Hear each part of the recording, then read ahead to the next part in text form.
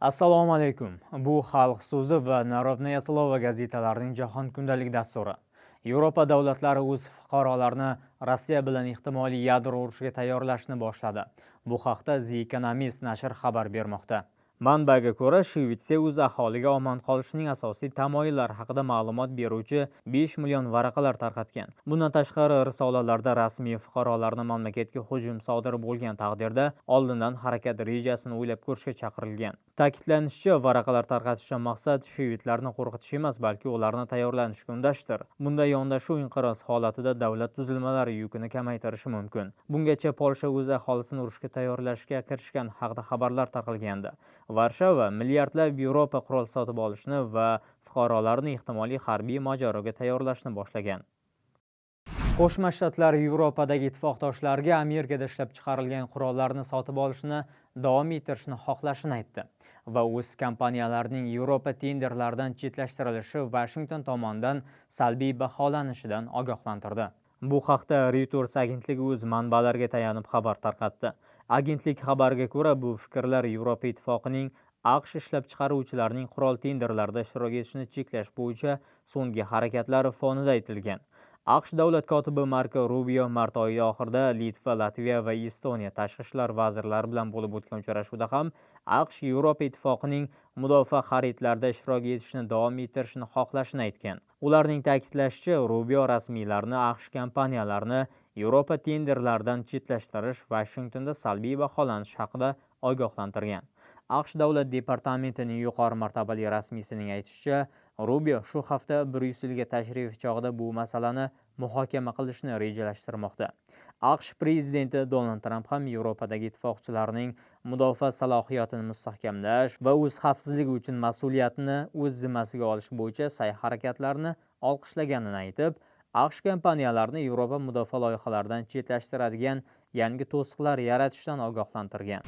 Myanmada yuz bergan zilzila qurbonlari soni 3000 ga yaqinlashdi. Jarohatlanganlar esa 4639 kishini tashkil etmoqda. Yana 373 kishi bedarak yo'qolgan. Bu haqda Xitoyning Xinhua axborot agentligi xabar tarqatgan. Shu yilning 28-mart kuni Myanmada kuchli zilzila sodir bo'lgandi. Ma'lumotlarga ko'ra, yer silkinishlarining magnitudasi 7,7 va 6,4 balga yetgan. Oqibatda mamlakatda uy-joylar, yo'llar va boshqa infratuzilma obyektlar vayron bo'lgan. Zilzila kuchi qo'shni davlatlar Bangladesh, Hindiston, Tailand, Laos va Xitoyda ham sezilgan.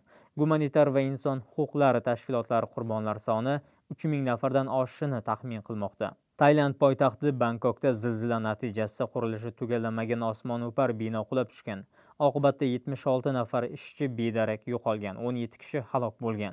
Birlashgan Millatlar Tashkiloti Myanma va boshqa jabrlangan hududlarga yordam ko'rsatish uchun $5 million ajratdi. Bir qator mamlakatlar o'z qutqaruvchilarini ushbu mamlakatga yubordi. Qutqaruvchilar vayronalar ostida odamlarni olib chiqishda davom etmoqda. Bir kun avval zilziladan 91 soat o'tib, vayronalar ostida qolib ketgan keksa ayol qutqarib olingan. Chorshanba kuni erta tongdan G'azoning markaziy va janubiy hududlariga Isroil havo hujumlari oqibatida yana 20 nafardan ortiq odam halok bo'lgan.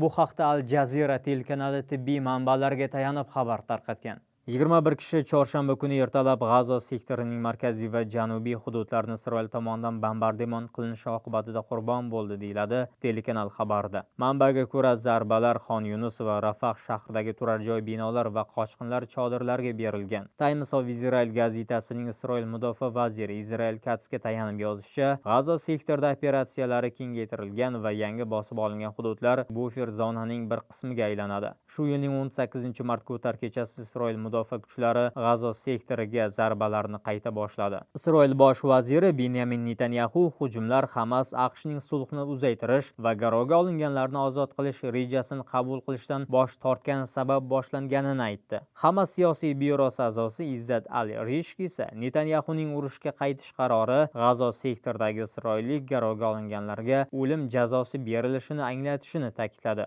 AQSh prezidenti Donald Trump agar Moskva Ukrainadagi mojaroni tinch yo'l bilan hal qilishga rozi bo'lmasa, Rossiya neftiga qarshi yangi sanksiyalar bilan tahdid qilishda davom etadi. Oq uy rahbarining bayonotlarini sharhlar ekan, Kreml rasmiy vakili Dmitriy Peskov AQSh tomoni bilan aloqalar davom etayotgani va muzokaralar kuch talab etishini aytdi. Tramp avvalroq Ukraina bo'yicha kelishuvga erishilishini kutayotgani va Rossiya rahbariyatiga bunga tayyor ekanligiga ishonishini aytgan edi. Men uning Putinning neftiga ikkilamchi bojlar joriy qilmoqchi emasman, lekin agar u ishni bajarmasa, men buni qila olaman deb o'ylayman, dedi Tramp. O'z navbatida Peskov Moskva AQSh tomoni bilan aloqalarni davom ettirayotganini aytdi. Ukraina inqirozini hal qilish bilan bog'liq kun tartibidagi moddalar juda murakkab va ular qo'shimcha harakatlarni talab qiladi, deydi Peskov. Rossiya Davlat dumasi deputati Aleksey Chipa AQSh prezidentining bayonotlari uning umumiy ritorikasi doirasida qolmoqda degan fikrni bildirdi. Bu so'zlar bilan Tramp Ukraina mojarosini qanchalik tez tugatishi haqidagi oldingi bayonotlarni qandaydir tarzda oqlamoqchi, deydi siyosatchi. Uning fikricha, AQSh yetakchisi tinch yo'l bilan hal qilish ko'plab detallar ustida mashaqqatli mehnat talab qilishini anglay boshladi. O'z navbatida Federatsiya Kengashining Xalqaro ishlar bo'yicha qo'mitasi raisining o'rinbosari Andrey Klimov Trampning bojlar joriy qilish tahdidini Rossiya bilan muloqot qilish uchun qilingan tanqid bilan bog'ladi. Menimcha, Tramp buni bizga emas, balki Amerika Qo'shma Shtatlari va NATOning boshqa mamlakatlardagi raqiblarga aytmoqda. U Rossiya bilan qandaydir yaqinlashuv uchun juda qattiq tanqid qilinmoqda, deydi Klimov. Oq uy rahbarining Rossiyaning Ukrainada o't ochishni to'xtatish bo'yicha kelishib olish muddati borligini ta'kidladi. Bu borada aniq sanalar yo'q, lekin intuitsiyaga tayanib shunday degan. Putin o'z so'zidan qaytmaydi deb o'ylayman, degan Tramp Rossiya prezidentini juda uzoq vaqtdan beri bilishini ta'kidladi. Bizda hozircha shular. Xalq so'zini kuzatishda davom eting.